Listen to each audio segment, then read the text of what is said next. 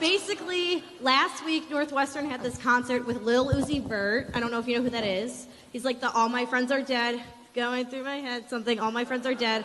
Anyway, he uses the N-word profusely, like a ton, and there was an email sent out to students who went to this concert saying, you don't have a right to use this word, which I 100% agree with. Like, as a white person, I don't have any right. I haven't, until reparations are paid, until there's some sort of giving back, there's no right. But what do you say to, I don't know what to do when I hear my friends using this word in a song. I don't know what to do when it's all the time. Well, I don't want to get into what people sing in their showers. If you want to sing the whole DMX song in your shower or whatever that dude's name, it's fine. I think people should understand the reasoning for why, and this is, divisive with even in the black community. Everybody doesn't agree with this. I'm sorry, I'm going to say the word, because I think, in the conversation, like if you had used the word nigger right just now, I would have understood what you meant, and I wouldn't have taken offense within the context of the question. I understand why you did that. Communities in general of people, well, let's start even more basic than that. Words don't have meaning without context, okay? My wife refers to me as honey. That's accepted and okay between us.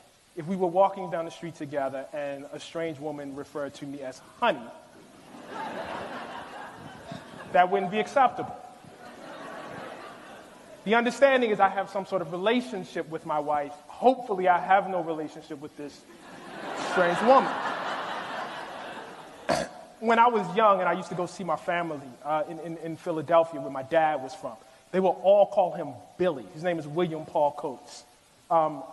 No one in Baltimore called him Billy. And had I referred to my father as Billy, that probably would have been a problem.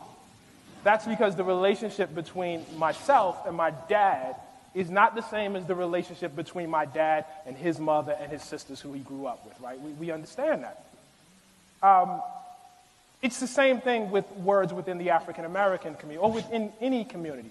My wife, with her girlfriend, will use the word bitch. I do not join in. I don't, say, hey, I don't do that. I don't do that. And perhaps more importantly, I don't have a desire to do it. You understand? A while ago, Dan Savage was going to have this show that he was going to call Hey Faggot. I'm not going to yell faggot at Dan Savage. That's not my relationship with the LGBT community. And I understand that, and I'm okay with that. I don't have a desire to, yell out the word, faggot. I just don't have that.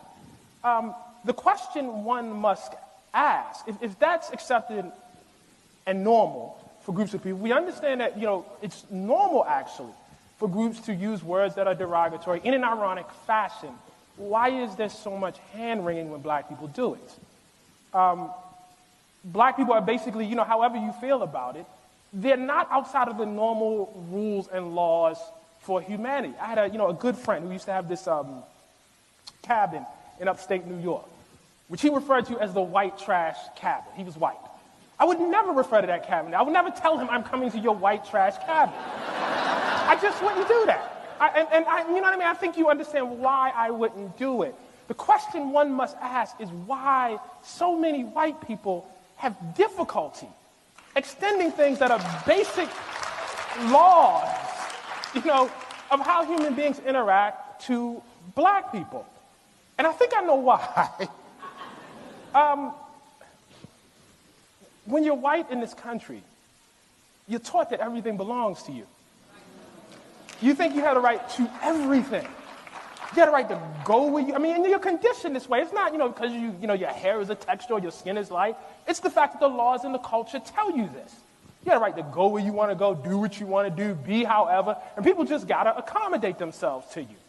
So here comes this word that, you feel like you invented. And now somebody will tell you how to use the word that you invented. Why can't I use it? Everyone else gets to use it. You know what? That's racism that I don't get to use it. That's racist against me. You know, I have to inconvenience myself and hear this song and I can't sing along? How come I can't sing along? You know what I mean? And I think, you know, for white people, I think the experience of being a hip-hop fan and not being able to use the word nigga is actually very, very insightful. It will give you just a little peek into the world of what it means to be black. Because